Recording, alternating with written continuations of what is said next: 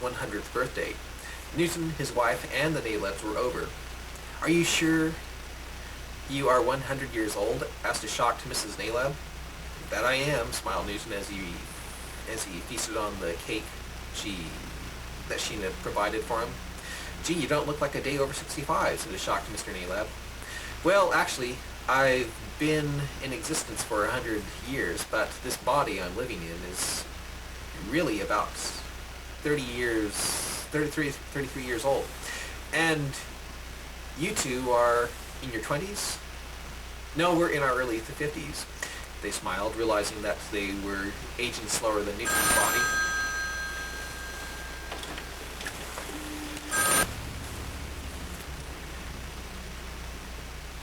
"No, we're in our early 50s, they smiled, realizing that they were aging slower than Newton's body. Newton smiled and said, "I'd look a lot younger if my hair wasn't thinning. The people at the body shop I bought this body from said that it was the best body in the universe and would last a long time," said Newton sarcastically. "They didn't tell me that it would start losing its hair by the time I reached my 30s. "What does your wife think of this losing your hair at such a young age?" asked Branko.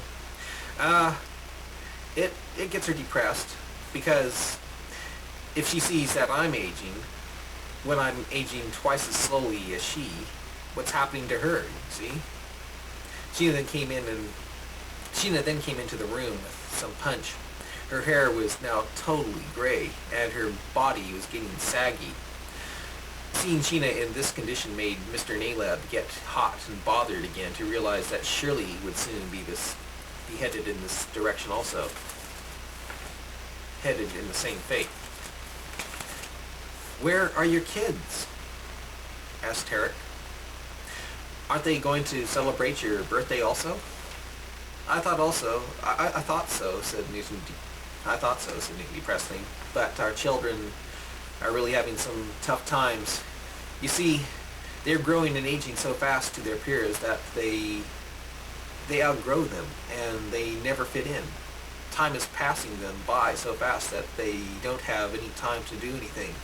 Since they feel so ridiculous around Sardonian children who are their age, when they look like Sardonian adults in their mid-50s, they don't know whether to act like children or act like adults. So confused are they that Jeffrey is getting drugs, Matt Jr. is in jail most of the time, and Shirley, poor girl, tried to OD on sleeping pills. So you can see, things aren't all roses with my family," Newton said sadly. "I also feel guilty for making Shirley gain weight for those stupid movies I made a little while ago, because she keeps on putting on weight. The more depressed she gets, the more depressed she gets about her predicament, the more she eats and the fatter she gets." "I know," said Naleb, trying to control his passions. Newton smiled and said, "But she's still a beautiful darling. She's still a beautiful darling. I sure wish this planet had dilithium crystals deposits on it. If I could just get on the south side of this planet's sun and start broadcasting for help, me and my family would be saved," said Newton desperately. "We could be saved," said Newton desperately. Naleb then said, "I don't think you have to worry about building a spaceship for your escape. The day of glory is almost here. When the prince arrives, he'll wipe away your family's tears and mend your hearts." "Oh, you really think so?" asked Sheena with desperation, her saggy big eyes filling with tears. "I know so," smiled Naleb. Mrs. Naleb patted Newton's hand. Shirley then came into the door. She then began complaining about her boring day at school, being that she knew all the answers. Although she was 14, she was so advanced in everything that she was now in the last grade of school, the 12th grade. In that grade, the children, who were 26, looked like 13-year-old Earth children. Shirley still felt out of place, though. She was getting a lot of dates, though. She was getting a lot of dates, though, which made her feel good.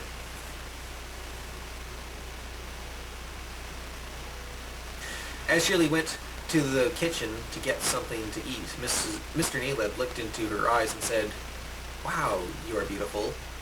Mrs. Naleb looked jealous, but the fact that Shirley Mrs. Naleb looked jealous, but the fact that Shirley's beauty was on the border of rapidly fading ended her jealousy. "And this too will pass," she whispered happily to herself. "What?" asked Newton. "Oh, nothing," she smiled. Mr. Naleb watched Shirley walk to the kitchen. He started getting shifty-eyed. A few months later, Sheena ran to Newton and said, "Newton, Mr. Naleb's mother just called. A horrible thing happened."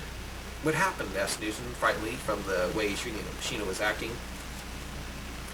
Tarek, Janu, and Tarek Jr. were in an accident. Tarek miraculously survived, but Janu and Tarek Jr. died," said Sheena as she cried. Poor Tarek, said Newton sadly. "What's the matter?" asked Shirley sadly. When Newton told her, Shirley started crying. "Man, our only friends wiped out in a car accident. A stupid, primitive car accident. But how?" wondered Newton. Days later, Mr. Naleb was able to return from the hospital. He had survived the crash with just a broken leg.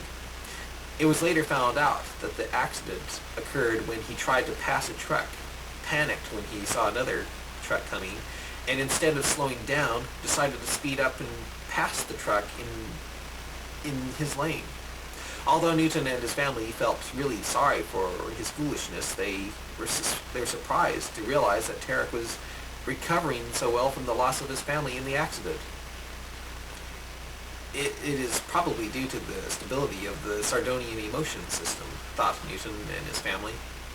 A few weeks after the accident, Shirley felt flattered when Tarek asked her out. Newton thought it was strange how happy Tarek was acting so soon after his family's death. When Tarek came over one night for dinner, Sheena invited him out of feeling sorry for him. Newton asked him, "You really amaze me, Tarek. If my family was wiped out in the car, I'd be devastated." "Well, hey," smiled Naleb, "they probably went to a much better place than Sardana, if you know what I mean.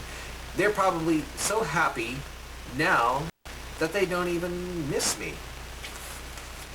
Naleb laughed and said, "Such is life." Naleb then looked sad, making the Brancos think he missed his family after all. Several months later, Naleb proposed marriage to Shirley when he invited her over to his place across the street.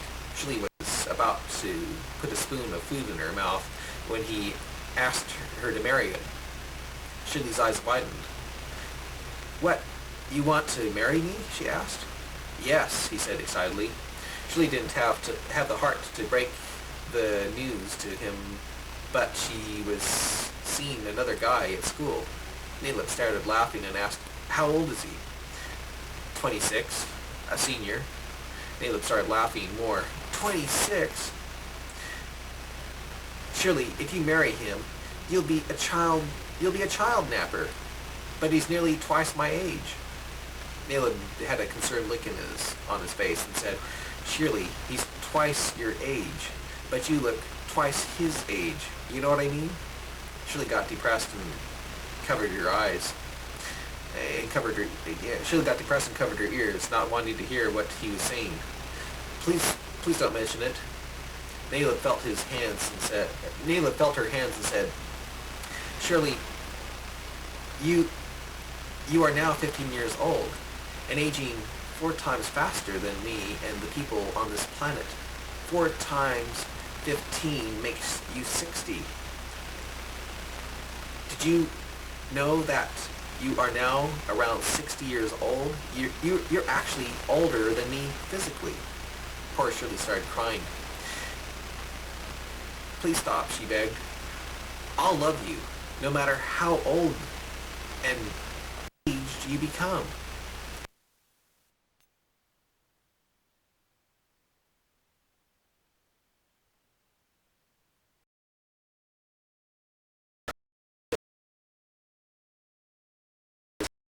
Bruce Ramsey. The date today is, it is February 8th, 1991. And the book I'm reading to you is Newtin As a Man. And the story that I'm about to read to you is Newton versus Nalab, Part 2. Excuse me. Okay. Anyway, Nalab proposes marriage to Shirley, okay, and now he's starting to depress her by telling her that she's aging.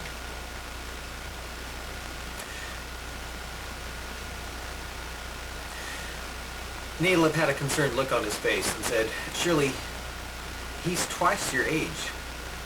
Shirley's boyfriend, that is. But you look twice his age. You know what I mean? Shirley got depressed and covered her ears, not wanting to hear what he was saying. Please don't mention it.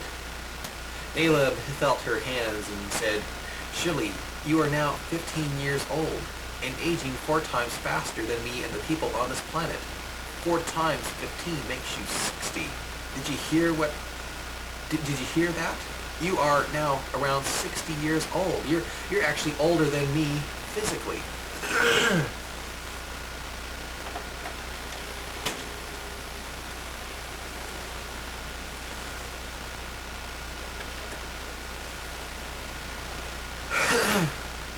Poor Shirley started crying. Please stop, she begged. I'll love you, no matter how old and aged you become. I'm not aging, she cried. Nalab suddenly felt himself getting more and more drawn to her to realize that she was. I'll always love you, no matter how ugly you get, snickered a hot, panting Nalab. No, shouted Shirley. No matter how, a hot, panting Nalab. I'm not ugly, shouted Shirley. No, shouted Nalab. You're definitely not ugly. You're actually at the peak of physical beauty now. But did you know that it won't be long until you won't be? Shut up, shut up. Shirley, have you ever had sex? Asked Nalab, panting. Have you ever had sex? It's none of your business, shouted Shirley. She quickly got up from the table and went for the door. Wow, you are beautiful. Did you know that your entire bottom now jiggles when you walk? And it's getting bigger every day I see it.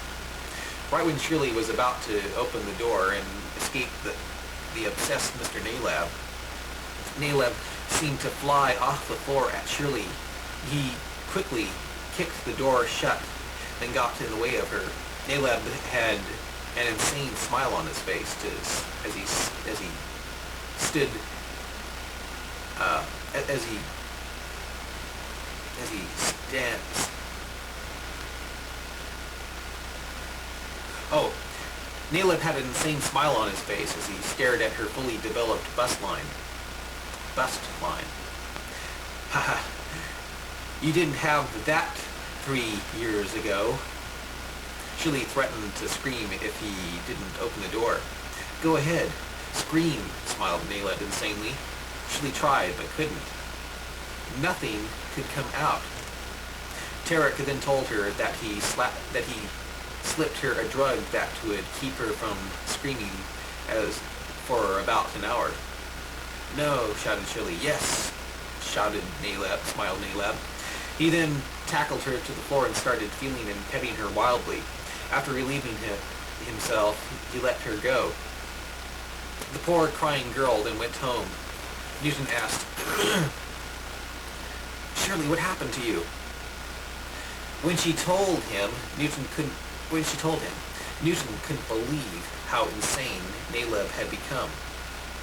The more Newton and his family thought of it, the angrier they became.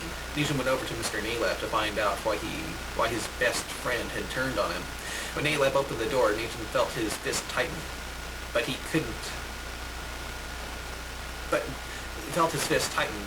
controlled himself. "Hello, Newton," said Tarek with a smile. "Newton? Oh, trying to act like you aren't he. I could have you arrested for what you did to my daughter." "Hey, I didn't penetrate her. She's still an old virgin," laughed Naleb. "What's got into you? You were my best friend," said Newton sadly. "You were my best friend," said Newton sadly. "I thought I was too, but your daughter doesn't like me. She goes for the young guys. The baby, if you will." Naleb then began telling Newton how crazy he was about her, and that he'd like to de-virginize her before she started getting ugly. Newton couldn't believe how Mr. Naleb was talking about his daughter. He pinched himself to see if it was real or not. Naleb then began strutting around the room, erotically describing how he would like to de-virginize Newton's daughter. "This is a dream," thought Newton. I'm just dreaming, having a nightmare is all." Newton then said, "There's no way I'm going to allow you to marry Shirley. Not only that, Shirley won't let you. And you will never be able to de-virginize her." "Who said anything about marriage?" laughed Tarek excitedly. "I don't want to marry some girl who is going to look like my mother in 5 years, my grandmother in 15. I'm going to have sex with her tomorrow, right here, behind that door, in my bedroom." Newton laughed and said, "Hey, is this some sort of Sardonian wedding ceremony where the bridegroom tries to infuriate the bride's dad?"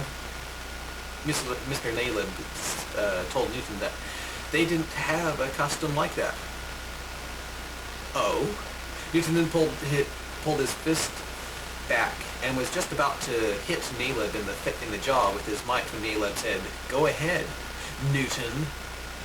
Newton suddenly stopped all intentions of bashing Naleb in the face when Naleb began telling him how if Newton tried to inflict bodily harm on him, or sue him, or have him arrested, he would come up with proof to his planet's civilization that Newton was Newton, and how vengeful Sardana would destroy him and his family. "You wouldn't dare. You wouldn't dare," asked Newton frantically, frighteningly. "Try me," laughed Naleb excitedly. "No one will ever believe you," shouted Newton. "Oh, I secretly took pictures of you working on your spaceship.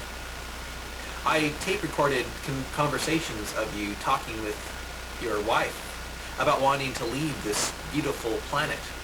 And one tape I have of you has you confessing to how terrible you feel about destroying a space civilization known as Cheetah.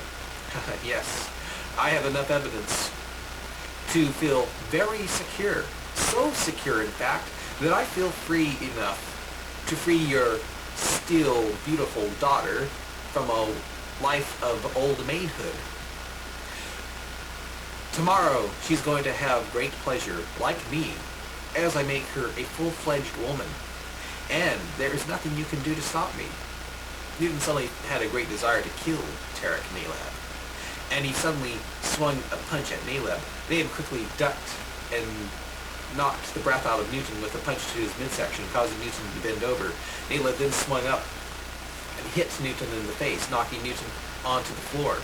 Newton grabbed his bleeding nose and felt blood pouring all over his hand.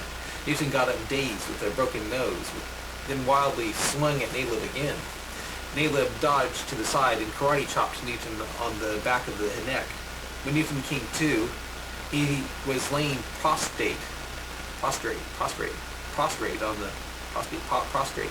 on the floor, breathing in rug dust with Naleb laughing behind him. Newton couldn't believe how weak and uncoordinated the Branco body was compared to the superhuman mutant body that he was once famous for. Naleb grabbed Newton by his thinning hair, pulled him up off the ground, and said, "Something tells me that the only way you'll be able to beat me is if you kill me. I'll always have my eyes on you. If you look even cross-eyed at me, I'll report you. The authorities of Sardana will be on you so fast you won't know what hit you. Get out of here and tell your daughter to make herself look really pretty for me tomorrow. I've been burning in lust for her ever since you showed me the movies of her growing in her screened bikini." As the humiliated Newton left the door, Naleb patted Newton on his little bald spot that he was developing on the back of his head, then kicked Newton in the rear. Newton went home, dazed and shocked to realize what Naleb really was, and was about to further do to him and his family. At home, he found himself arguing with Matt Jr., who was complaining about aging also. It's all your fault that I was born," he shouted in a drunken state. "It's all your fault that I was born." Sheena was crying, and Shirley was too. Matt Jr. then started attacking Sheena, saying, damn you, because of you, I don't fit in. I'm dying. I'm like a snowman. I'm melting, but there's no one around on this stupid planet who loves me as I turn into dust." Shut up, screamed Shirley with a, shut up, screamed Shirley with a funny sounding voice as the drug wore off. Newton then let out a loud scream and shouted, "Hey, you want to hear some really good news? You may not be able to turn into shit or dust. I might lose my mind, try to kill Naleb. Then he'll report me to the Sardana police, and we'll all be killed. How's that?" Newton then told his family the predicament they were in. The pain that Naleb was inflicting on them seemed to deaden the depression of the aging factor. Naleb then called Shirley up and told her that he was going to take her on a trip to a pretty place to divergenize her. "What can we do to stop this monster?" asked Sheena. Newton then made a bugging device and had Shirley wear it as a hair clip.